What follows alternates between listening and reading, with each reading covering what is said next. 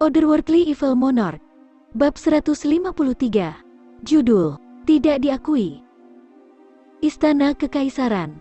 Setelah suara gemuruh itu, bang, terdengar suara, dan kemudian tubuh besar terbang keluar dari pintu. Gendut di tubuh bergetar saat menghantam dinding di seberang ruang tunggu, dan kemudian jatuh ke lantai bawah dengan suara pop. Bersamaan dengan itu, bau busuk yang tak terkatakan memenuhi ruangan. Tubuh itu adalah milik Tang Yuan. Tetapi pada saat ini, gendut itu benar-benar tidak sadarkan diri, dan sudut mulutnya terus mengalir darah, sementara kedua matanya benar-benar tertutup saat tubuh telanjangnya terbaring di tanah. Pantatnya ditutupi dengan zat berwarna kuning. Bokongnya yang awalnya bulat sempurna sekarang memiliki bekas telapak tangan. Pantatnya bengkak dan sepertinya juga berdarah. Adapun tulangnya, mungkin patah, tapi sulit untuk mengatakannya. Jantung semua orang yang hadir berdetak dengan kecepatan kilat, sementara wajah mereka terus bergerak-gerak karena tak satu pun dari mereka yang tahu apa yang terjadi dengan gendut ini. Apa yang dia lakukan hingga membuat Kasim Zutua sangat marah? Kasim masih berada di dalam kamarnya, wajahnya dipenuhi keputusasaan sementara seluruh tubuhnya gemetar. Tampangnya yang tenang, dan bangga telah benar-benar lenyap. Mata Zutua ditutupi dengan pasta berwarna kuning, rambutnya, alisnya, jubahnya yang putih. Semuanya bermandikan semburat warna emas sekarang. Adapun mulutnya, dia muntah tanpa henti. Rencana Junmo Xie telah menjadi nakal karena campuran keadaan yang berbeda. Dan secara kebetulan, korban kecelakaan ini ternyata adalah Zutua. Dan Tang Yuan akhirnya memandikan Kasim tua di air terjun. Deskripsi yang benar adalah, sebuah sungai kuning telah pecah melewati bendungan yang menahannya. Menteri Tang sangat marah. Siapapun akan melihat putranya dipukuli menjadi tumpukan tulang yang patah dan daging yang robek. Mengapa? Karena anakku sangat gemuk. Bahkan bajingan tua ini seharusnya bisa mengendalikan dirinya sendiri. Ini terlalu banyak. Sepertinya anakku menghembuskan nafas terakhirnya. Dapat dikatakan bahwa nyawa Tang Yuan telah diselamatkan hanya karena kakeknya. Junmo Xie hanya bermaksud agar Tang Yuan kentut pada saat Kasim tua membuka pantatnya, tetapi karena gangguan yang tidak diinginkan dengan rencananya, efek dari pil obat telah diintensifkan, mengakibatkan keluarnya aliran ini. Kasim, yang terobsesi dengan kebersihan tidak pernah menyangka bencana seperti itu akan terjadi, dan akan membunuh si gendut, tetapi menahan diri karena dia tahu bahwa keluarga Tang penting bagi kaisar. Zu, apa artinya ini? Kamu perlu menjelaskan diri kamu sendiri, Pak Tua. Menteri Tang berteriak dengan keras ketika jantungnya bergetar karena sakit melihat kondisi tragis putranya, dan sepertinya dia sudah siap untuk memotong-motong tubuh Kasim tua. Setelah beberapa lama, suara dingin dan gelap bergema dari ruang dalam. Tang Qianyu, jika gendut ini bukan cucu Tang Wanli, maka aku sudah membunuhnya sekarang. Jika kalian berdua bukan anggota keluarga Tang, maka aku pasti sudah membunuh kalian berdua. Sekarang angkat anak bodohmu dan segera menghilang dari sini selagi kamu masih bisa, jika tidak kamu akan berubah pikiran. Dan, semua yang menunggu di luar bisa pergi mendaki juga. Suara gemuruh Kasim tua diikuti dengan suara muntah, dan semua orang tahu bahwa Kasim tua dalam kondisi yang sangat buruk. Aku pernah mendengar bahwa Kasim tua sangat berorientasi pada kebersihan. Tetapi apa yang bisa dilakukan si gendut ini untuk membuatnya semarah ini?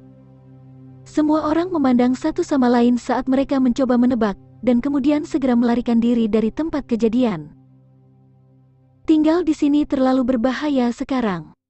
Meskipun Menteri Tang sangat marah, dia tidak berdiri di sana untuk berdebat. Orang bijak tahu kapan kemungkinan besar melawannya. Dia segera membawa putranya ke dokter karena lukanya sangat serius. Menteri Tang sudah menyadari bahwa dia hanya akan menemukan kebenaran pada hari berikutnya. Tang Wanli menyerbu ke istana kekaisaran untuk menemukan Zutua dan menuntut keadilan atas kondisi cucunya. Kakek Tang tidak bisa membayangkan bahwa teman lamanya yang sudah puluhan tahun akan melakukan hal seperti itu kepada cucunya. Kenapa kamu melakukan ini? Ini benar-benar gila. Sebagai hasil akhir dari keyakinan bahwa tindakan Kasim tua adalah benar-benar gila, kakek Tang terpaksa kembali dengan sedih, depresi, dan marah.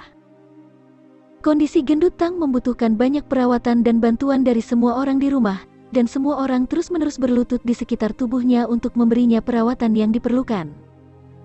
Meskipun kakek Tang dan Menteri Tang sangat marah dengan tindakan Tang Yuan, mereka berdua tahu bahwa lebih penting untuk meningkatkan status luka tubuh saat ini. Pembenaran dan hukumannya bisa menunggu sampai nanti.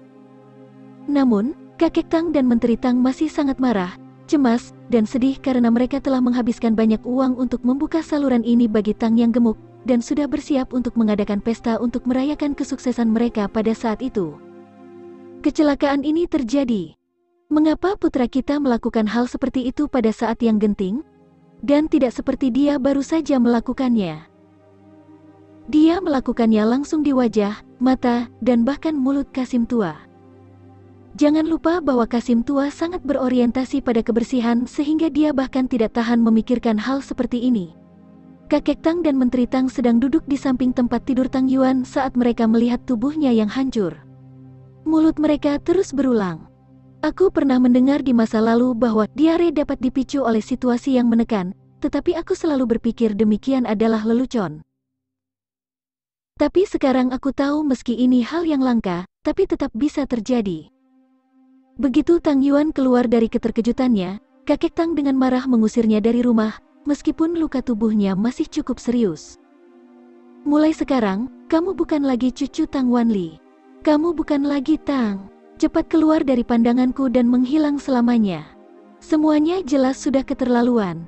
Namun, si gendut masih sangat setia sehingga dia memilih untuk merahasiakan peran Jun Mo Xie. Dia berteriak 2 kali, dan meminta agar dia diantar ke kediaman Jun. Keluarga Tang menyetujui permintaannya karena 3 alasan. Pertama, Tang Yuan dan Jun Mo Xie adalah teman dekat, dan Jun Mo Xie pasti akan memberinya suaka di saat-saat yang membutuhkan ini. Kedua, tubuh Tang Yuan masih belum pulih sepenuhnya. Pada kenyataannya, lukanya masih cukup serius, dan Jun Mo Xie sebagai temannya pasti akan menjaganya. Ketiga, kedua keluarga itu terletak cukup dekat, jadi meskipun mereka tidak mengakui Tang Yuan, mereka masih bisa mengunjunginya dengan mudah jika mereka tidak dapat mengendalikan keinginan untuk melihat putra mereka. Ketika waktu keberangkatan Tang Yuan tiba, dia menuntut 2 hal. Pertama, aku ingin membawa lemari besar di kamar aku. Kedua, serahkan tukang cuci itu padaku, aku ingin memukulnya sampai mati. Permintaan pertamanya cukup mudah untuk dipahami, lemari besar di kamarnya berisi semua tabungan yang dia kumpulkan selama hidupnya. Dia secara alami ingin membawanya bersamanya karena itu akan membantunya dalam menetap atau apapun yang dia butuhkan. Adapun tukang cuci keluarga Tang Yuan bersikap kejam dalam kasus ini. Pelayan itu adalah seorang sarjana yang sangat cerdas dan cerdas, yang meskipun bekerja di posisi yang sangat rendah saat ini, perlahan-lahan naik tangga. Meskipun dia bekerja sebagai tukang cuci di dalam keluarga Tang, dia memperhatikan hadiahnya, dan Tang Yuan selalu membencinya sampai habis. Karena Tang Yuan sedang diusir dari keluarga, pria ini sekarang akan diizinkan untuk melaksanakan rencananya dengan kebebasan penuh, dan Tang yang gemuk yakin bahwa pria bermuka 2 ini akan mencoba menduduki posisi kepala keluarga. Tang Yuan secara alami tidak ingin bom waktu seperti itu ada di dalam halaman keluarganya saat dia tidak ada, dan karena si gendut tidak tahu kapan dia akan kembali, dia ingin melepaskan dirinya dari kekhawatiran ini. Saat kakek Jun meninggalkan kediaman Jun menuju istana kekaisaran, dia melihat senyum sombong di wajah cucunya. Yang pertama dari jenisnya. Cucu Tang Wanli benar-benar mengeluarkan kotoran di wajah Zhu Zuzu. Setelah Jun Zantian memverifikasi berita paling lucu di dunia, dia terhuyung-huyung kembali ke rumah, tertawa sepanjang jalan, dan memberitahu semua orang tentang hal itu. Ekspresi wajah Jun Mo Xie tiba-tiba berubah menjadi ayam jantan dalam perjalanan ke tukang daging. Ya Tuhan, apa yang kau lakukan, dasar bodoh? Kamu benar-benar melepaskan. Di wajahnya, Hitman Jun telah mengumpulkan semua informasi tentang Kasim tua sebelum merumuskan rencananya. Dia juga telah mengetahui bahwa Kasim tua setidaknya adalah seorang ahli Sky Suan, dan bahwa kekuatan sejati pria itu cukup kuat untuk dibandingkan dengan kakeknya sendiri, Jun Zantian. Melihat cucunya bahkan tidak tersenyum saat mendengar kisah lucu seperti itu, Jun Zantian dengan jelas menanyakan alasannya. Jun Mo Xie menjawab dengan suara yang sepertinya menyerupai sesuatu antara menangis dan tertawa. Sepertinya aku mungkin ada hubungannya dengan ini. Jun Zhantian dan Jun Wei hampir tersedak ketika mereka mendengar kata-katanya dan mulai padanya dengan ekspresi terkejut di wajah mereka. Tidak ada yang akan bisa mengetahui keterlibatan Jun Mo Xie dalam masalah ini, kecuali Tang Yuan membocorkannya.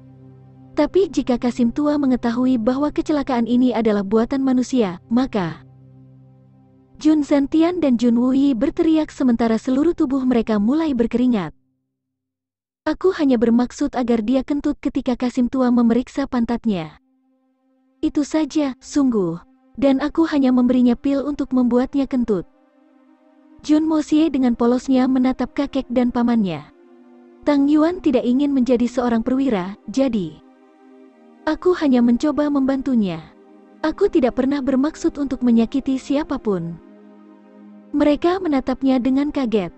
Mereka tidak pernah membayangkan bahwa kejadian lucu seperti itu akan dibuat-buat oleh tidak lain adalah Jun Mo Xie mereka sendiri. Mereka jelas mengerti bahwa masalah ini tidak akan pernah bisa dipublikasikan. Jika tidak, konsekuensinya akan terlalu parah.